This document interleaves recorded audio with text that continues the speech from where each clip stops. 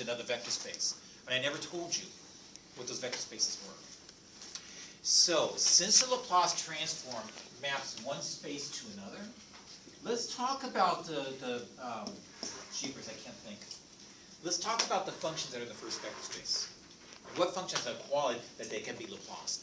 And we say that the functions in the first vector space are functions that have exponential order.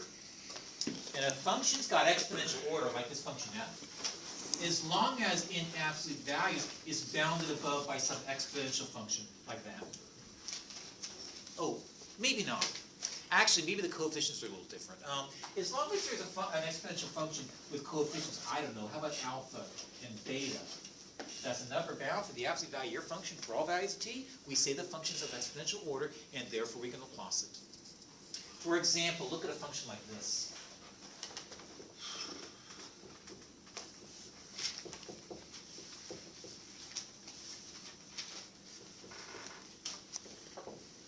I think clearly that function has exponential order because I can think of alpha as -2, beta as clearly positive 5. And of course, those types of functions unite Laplace. Did you guys see my point? That being the case, I can now take Laplace transforms. Now, I gotta confess to you guys, we all tend to cheat when it comes to the second vector space. To be honest with you, Laplace transform maps from that vector space functions of exponential order evaluated from here to here. Over to the second vector space, which I'll cheat. I'll simply refer to as the range of that transformation, if you don't mind. This is just something I didn't mention when I first started talking about inverse Laplacing. To be honest, you guys, when I introduced Laplace transform, I was just so anxious to get started in actually solving PDEs. Something else I have not discussed. If I have a function that is, man,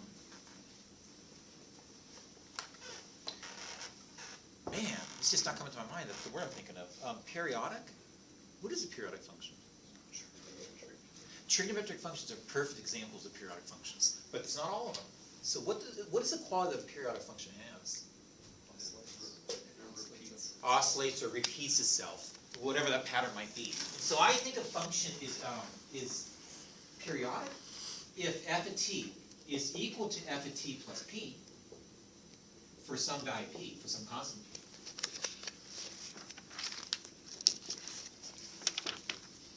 And it also has to be true for all values of t in the domain of my function. I must have grabbed the wrong pen because I just had a nice new one from the last class. Oh, here it is.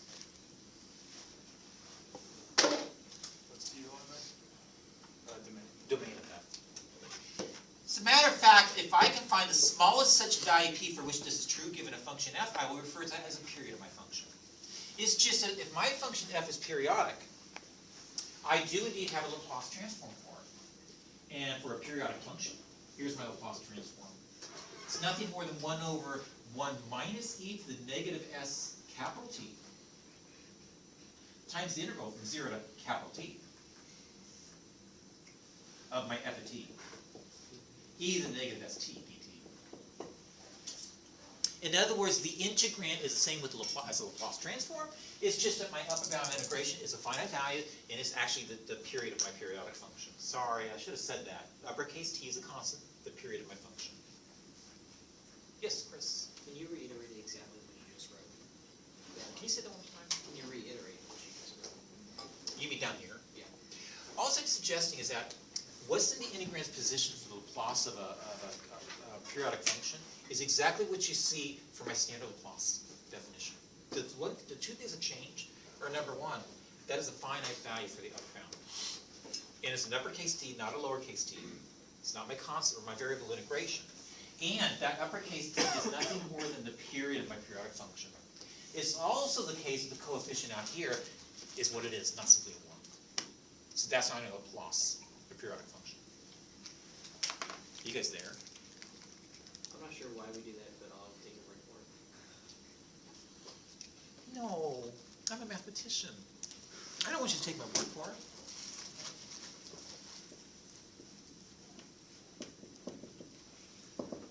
Do you guys mind? Well, if I were to Laplace my function using my standard definition, I'm simply going to get this piece of cake, no difference from before.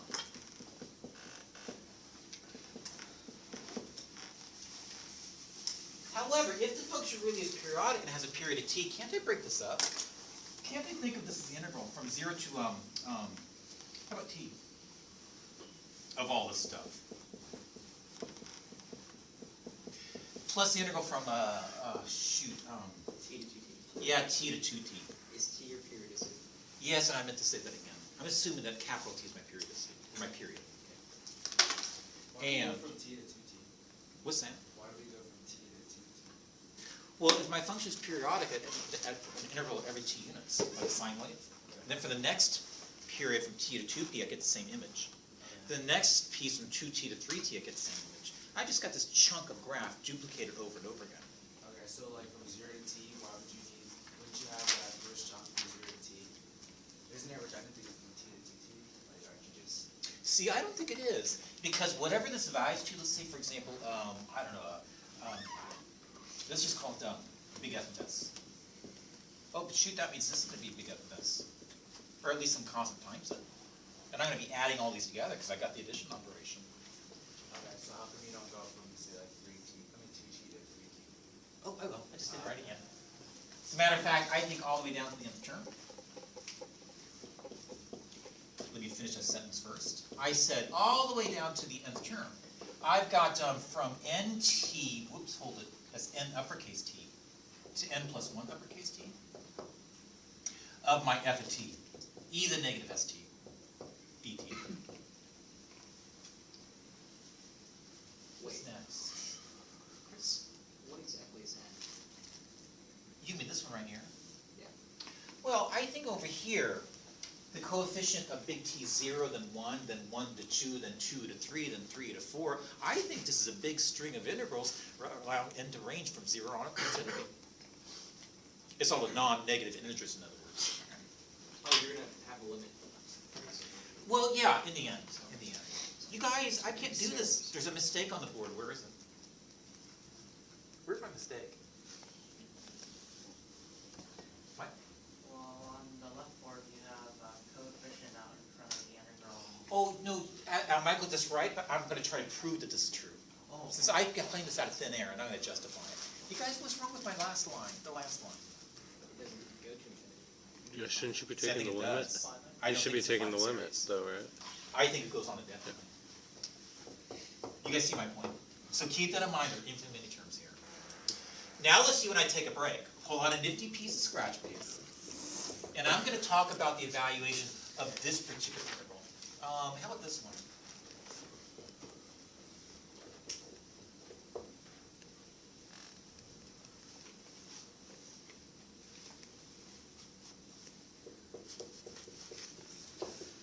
Which chapter is this?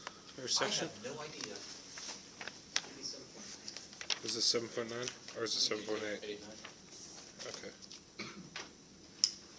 Is it really? Yeah, because I know we're going to do some jumping around here. What's it? No, you guys, I'm in section 8.3. 8.3. Yeah, the Laplace transform of a periodic function. Yeah, I just skip around. Remember, I just wanted to really dive into solving DEs. Now I'm just kind of coming in with a broom, sweeping up a little bit. So you guys check this out.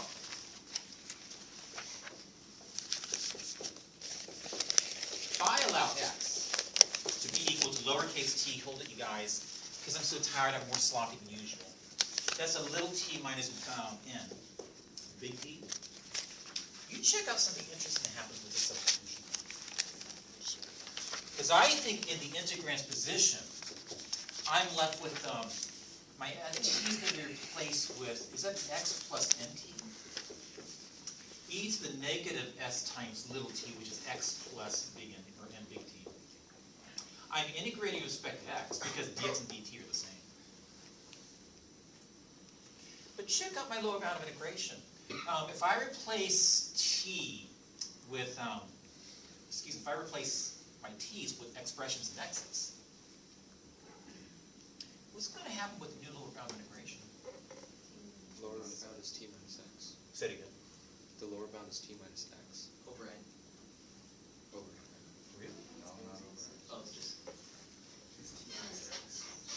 t minus x. What's one of the nicest numbers you can come across? Thank you. Do you guys agree? Taking this up for a little t, the corresponding x value is going to be 0. Oh, yeah. Okay, they're scaring me. And if I pick up this particular value of little t, plug it in right here, you guys, doesn't that give me an nt plus big T minus nt? The nt's canceled. Oh shoot, I just left with that. Chris? How do you know to let x equal t minus x? I made it up out of thin air. I made it up out of thin air, though, in such a way that I did get these nice bounds of integration, so that in the end I'm just integrating from 0 to big T.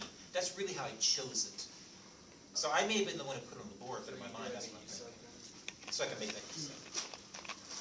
Yes, Chris? Conceptually, you just made a substitution where you took your independent variable and you subtracted the amount of periods that you have traversed. We know I essentially did. You're right. I agree. Can you show them how you got big T? Yes, I can. Can I rewrite this first? Isn't that n little n big T plus big T? That's really cool. Excuse me. My goodness. You guys, check this out. This is a value of little t, isn't it? It's my bound of integration for little t. So it is a value of little t. So when I pick this up off the inboard and slap it in for little t, let's find the corresponding x value. But when I plug it in here for little t, I see that x is my, well, that value, nt plus t minus my nt. Get a tad bit of cancellation, and I think the corresponding value for x is going to be big T, when the value for little t is that garbage there. Do you see it? And everybody, check this out. I think what's sitting in front of here has nothing to do with x with the second term, so I'm going to pull it out. And I think what's on the inside is 0 big T. F of x e to the negative sx dx.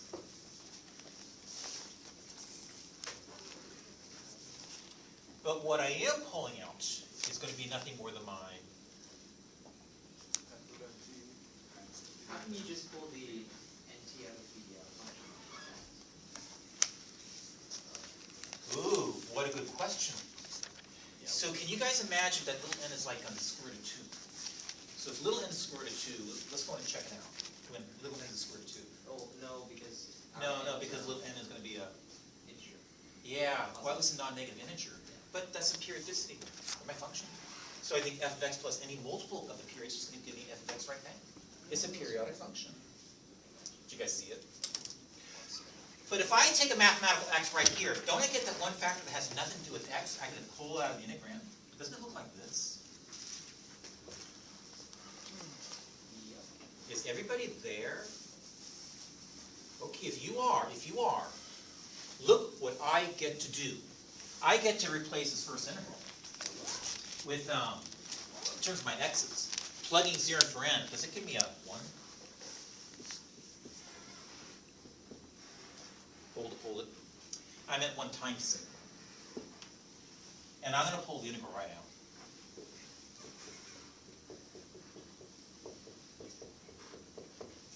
My next integral from t to 2t has an n value positive 1, but when I plug 1 in for n, over here with the coefficient, I'm going to get e to the negative st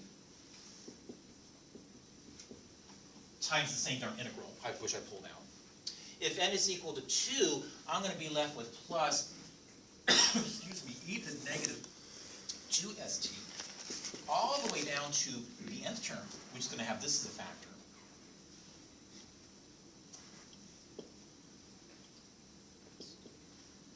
Plus, oh, actually, you know what? Plus a lot of stuff. It's an infinite series. Okay, so when you pull out the e to the negative snt, what happened to nt inside the function? Well, because this function is periodic with a period of t, then I think f of x plus any multiple of t is just going to give it f of x. It's a periodic function.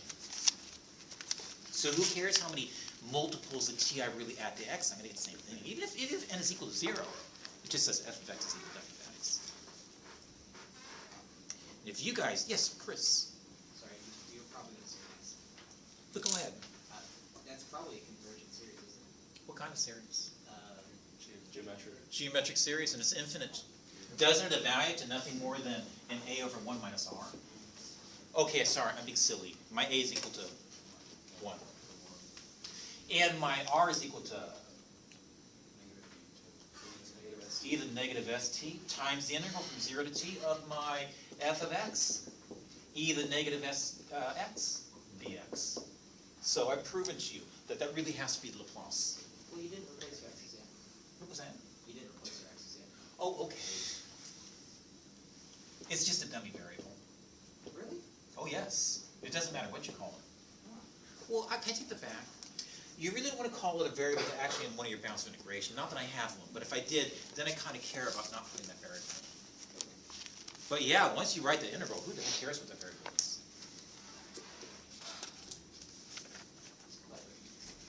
It's very clever. So you guys, let me take a peek at maybe a quick example. Can I get rid of this? Yeah. So when we come across a periodic function, we can look plus.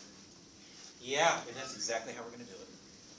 For example, what can you say about this function here? Oh, you guys, I don't know. How about something like a 0?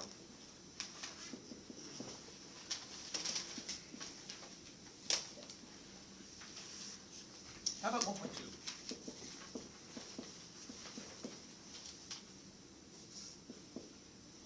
And f of t plus 4 is equal to f of t for all values of t that I want to consider. Then I think I can Laplace this particular function. And in Laplacing this function f, I'm simply going to generate a coefficient outside my integral, and the coefficient is just going to be 1 minus e to the negative s times t, where t in this I case. just have a question. How come you have X's in there? Oh, it's pure magic. Okay. I have no idea what you're talking about. Okay. So I'm going to integrate from 0 to 4. That's my period, but what's the integrand's position? The heavy step, or 1.2 times the heavy step of, You know, you're right. I wasn't even thinking that. I was hoping you'd say your life would be a lot easier if I don't integrate from 0 to 4, but from 0 to 2. How about 2 to 4? That way I don't have to use anything fancy in the integrand's position. And that being the case, I'm simply left with this integral. My 1.2 times e to the negative st, and the integrand's back to t. Now this should be a piece of cake. Does that give me 1 over 1 minus e to the negative 4s? Shoot, you guys, I have 1.2 divided by negative s times e to the negative st, excuse me, I meant little t, not big T, evaluated from 2 to 4. Chris? it seems like in this case we have to evaluate the integral directly when we're taking. Yeah, the I do, and instead. notice it's not an improper integral. Right, but, it seems sort of, Is he sort of what? I would rather be able to use the shifting terms, which I can if I'm evaluating the integrals directly. Like that. Yeah, it's much more difficult because you are dealing with a much shortened interval over which you're integrating. So you're kind of stuck. And you guys, finishing up, does that give me a 1.2 on top, a negative s on the bottom, also 1 minus e to the negative 4s on the bottom? But shoot, what's up top? Is that going to be an e to the negative 4s minus e to the negative 2s?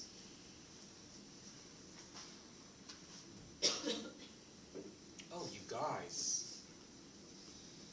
I didn't realize that looks really slick.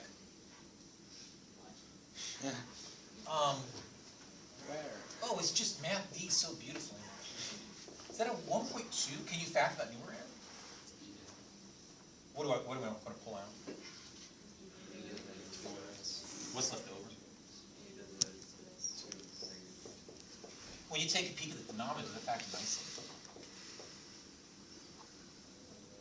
1 plus e to the negative. Isn't that nice? I didn't realize that.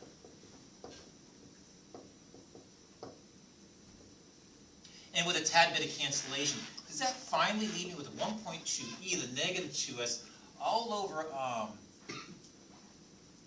is that an s times 1 plus e to the negative 2s, but I guess I'm going to have to, I get to get rid of the negative sign. It disappears. That's nice. Michael. So the, I guess, on the denominator for the 1 plus e to the negative 2s, that comes from, basically pulling out that e to the negative 2s from the bottom term. No, I think this came from the fact that I factored a difference of two squares. I viewed it as an a squared minus a b squared. In fact, an a plus b times a minus b. That's what I'm saying, oh, this is really cool, I didn't realize that. Maybe I'm just imagining it, but isn't that kind of what your logarithmic goes?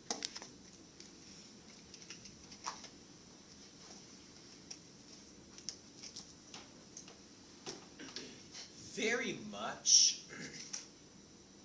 It's just that when I think of that logistics function, I tend to like to see e to the power only once. And if I did that here, I'd have multiply top and bottom by e to the positive 2s. And unfortunately, I get an e to the positive power over here. And typically, I just want like that. So it's really close, it's really close. Do you guys imagine inverse crossing that with a DE? Can you imagine that? Can Yeah, imagine. I couldn't either. It'd be very difficult. I was just gonna ask. But at least I can find the loss of it. You guys, some other unfinished business I had.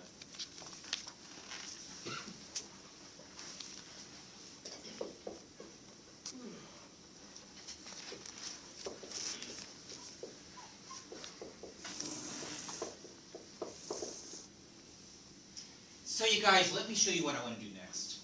The Dirac delta function? The Dirac delta function. What is that?